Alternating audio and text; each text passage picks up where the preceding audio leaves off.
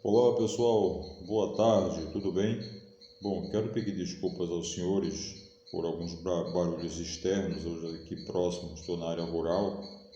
O pessoal gosta de fazer trilha e vocês estão ouvindo aí chama aqui no Nordeste, né? O grilo. Esse grilo aqui ele não para, acho que é 24 horas ele não para, realmente sem folga, né? Então veja bem, já aconteceu com algum dos senhores de alguém perguntar assim: você já fez a prova da OAB? Porque se você disser, né, para algum amigo ou alguém descobrir que você é formado em direito, a primeira coisa que vão lhe fazer, a primeira pergunta que você vai ouvir é: você já fez a prova da OAB? Você já passou na prova da OAB? Elas nem te perguntam se você já passou em algum concurso público. Você pode ter passado em 10 concursos públicos. Você pode ter tirado em primeiro lugar no concurso da Receita Federal, da Polícia Federal, primeiro lugar para delegado de polícia, para promotor, para procurador, juiz. Mas se você ainda não fez a prova da OAB, elas vão considerar que o seu curso de direito não valeu, né? Que você realmente não tem conhecimento do direito. Criou-se, eu posso dizer assim, essa fantasia. Claro que com essa minha voz aqui eu não quero desrespeitar, faltar com respeito e consideração a todos os nossos amigos e colegas, a todos os profissionais da advocacia, seja público, seja o privado. Não estou falando disso, tá? Até porque a advocacia é um serviço essencial. A justiça está na nossa Constituição Federal. Mas o nosso objetivo aqui hoje não é diminuir a capacidade daqueles que fizeram a OAB. Não queremos dizer também que isso não é importante, tá? Não queremos dizer isso. Apenas queremos fazer uma comparação. Qual o mais difícil, passar na prova da OAB ou passar em um concurso público? Claro que nós temos hoje vários concursos públicos em todo o Brasil, tem várias categorias de concurso público, mas gente, dada a necessidade e a falta de oportunidade na área privada, onde um profissional com mestrado, doutorado não ganha um salário justo, muitos estão buscando a realização de concurso público. Por quê? Porque é a forma mais segura hoje de alguém se manter, de procurar o seu sustento, de garantir, né, uma aposentadoria mais tranquila, é através de um concurso público. Então, hoje, a concorrência é muito grande, né? Até as técnicas de estudo, por exemplo, quando eu comecei a estudar para concurso público, isso há aproximadamente há 25 anos, não tinha essa capacidade técnica, né? E essa capacidade de você adquirir, né, conhecimento hoje, essas portas abertas do conhecimento, né, não havia. Inclusive, não tinha videoaula, né, você não tinha materiais PDF, você tinha que comprar o livro, né, você tinha que pesquisar, ir nas bancas, comprar apostilas. Eu já comprei muitas, né, assim, apostilas em bancas para concurso público. Você tinha que comprar os jornais para estar olhando os concursos, mas hoje você tem aqui um leque maior de oportunidade, de material. Então a capacidade hoje dos concorrentes aumentou muito, né? O pessoal está muito preparado. Então qualquer concurso que você faça hoje, você tem que se preparar, né? Você tem que se preparar muito. Então, levando isso em consideração, eu quero comparar. É mais fácil você passar, é mais difícil passar no OAB ou mais difícil você passar em um concurso público? Bom, eu quero analisar, fazer essa comparação em dois aspectos. O primeiro aspecto é em relação à prova, ou seja, o número de questões que você precisa acertar em uma primeira fase. Claro que nós temos aqui alguns concursos públicos que você tem que realizar na fase escrita, a prova objetiva e a prova subjetiva, que é uma peça, né? Uma prova de juízo, você já sabe, tem a prova objetiva, a primeira fase. Na segunda você vai ter ali a prova subjetiva com as questões abertas, enfim, que engloba várias cadeiras ali, né? E existem outros concursos que você tem apenas uma fase inscrita, na primeira fase é apenas uma fase só inscrita, e depois você vem teste físico, exame médico. Vocês estão escutando aí o pessoal fazendo trilha. Peço desculpa mais uma vez aqui, hoje na área rural, o pessoal gosta muito de praticar aqui nesta cidade a trilha. Então veja bem, continuando. Então vai depender muito do qual concurso você vai fazer, mas como eu disse, qualquer concurso que você vai fazer hoje, não importa, você tem que se preparar, porque senão você não consegue se classificar. Você pode até passar na prova, não é? Você pode até levar o ponto de corte, mas você não vai conseguir se classificar se você não estudar. Então, o primeiro aspecto é a prova objetiva. Então, na prova da OAB, você tem ali 80 questões, prova da OAB, 80 questões. Para você avançar para a segunda prova, que é a subjetiva, você tem que acertar 40 questões.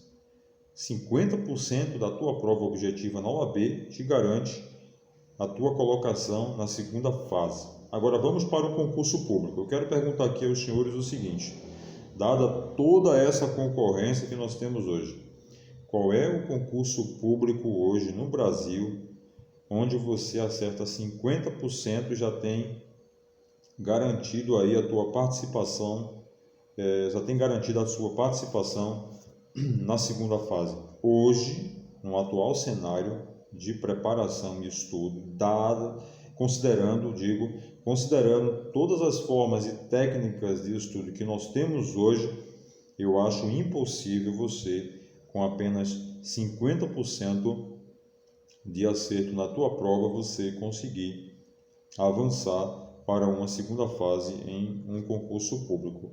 Eu acho que foi um tempo aí que teve um concurso para uma certa cidade, eu acho que foi em São Paulo, para coveiro, né? Nada, claro, são profissionais, não estou aqui querendo minorizar a capacidade, né? Não é isso. Mas só comparando, né? Que é um cargo que muita gente não prestaria concurso para coveiro. Muitas pessoas têm discriminação com a profissão, enfim, por várias razões, não é? Então veja só, mas mesmo assim o concurso extremamente concorrido. Então assim, nem em um concurso hoje para coveiro você consegue com 50% de acerto de questões avançar para uma segunda fase. Você não consegue. Então a primeira diferença entre a prova da OAB na primeira fase e um concurso, né, é essa aqui: o número de questões que você precisa acertar para avançar para uma fase seguinte. Então 50%. Eu na faculdade, por exemplo, né, eu tive ali a oportunidade de conviver com muitas pessoas, claro, e eu vi pessoas que mal estavam na faculdade. Isso quer dizer, em dias de aulas normais, por exemplo, você via ali poucos alunos na sala de aula, né? Você via 25 alunos, 30 alunos. Quando era o dia da realização das provas, estava ali 60 alunos numa sala, né? 55 alunos. Às vezes eu chegava um pouco atrasado para a aula e não tinha cadeira para sentar, para fazer a prova. Tinha que fazer em outro horário, às vezes fazia uma prova em outro horário.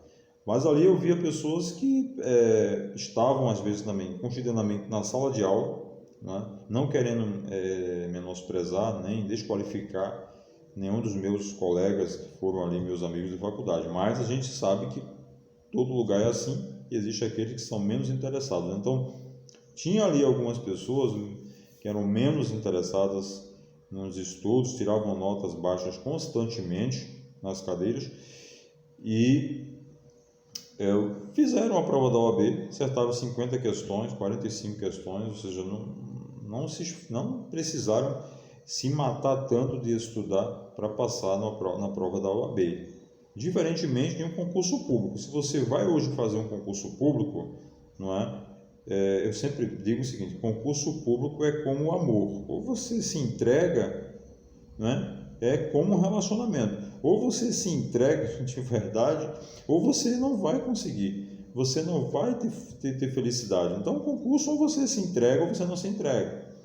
Não tem como você dizer assim: eu vou estudar para um concurso público e ficar no meio do caminho. Você paga a inscrição, às vezes uma inscrição alta, e no teu dia a dia você não estuda, você não se prepara, então você não vai conseguir com 50% avançar para uma segunda fase. Hoje, geralmente, não é? Você precisa ter aí pelo menos 75% no mínimo hoje de acerto de questões em um concurso público para você pensar em ir para uma segunda fase. Tá? Exatamente. 75% hoje, uma prova de 100 questões, você precisa acertar aí 75 questões para você sonhar. Claro, como eu disse, eu quero que os senhores relativizem tudo que eu estou falando aqui. Existem as exceções, claro, mas a regra é essa. Você não consegue hoje numa prova de 100 questões, né? Em raras situações você, de repente, acertando 65, 67, você consegue ir para uma fase seguinte. Mas hoje a regra é 70, 75% das questões para você começar a sonhar, né? E vai depender do concurso público. Tem concurso aí que já exigiu 85%, 80%. Quer dizer, 50% você nem vai constar ali na lista dos aprovados, que às vezes as bancas, por exemplo, adotam um ponto de corte, né?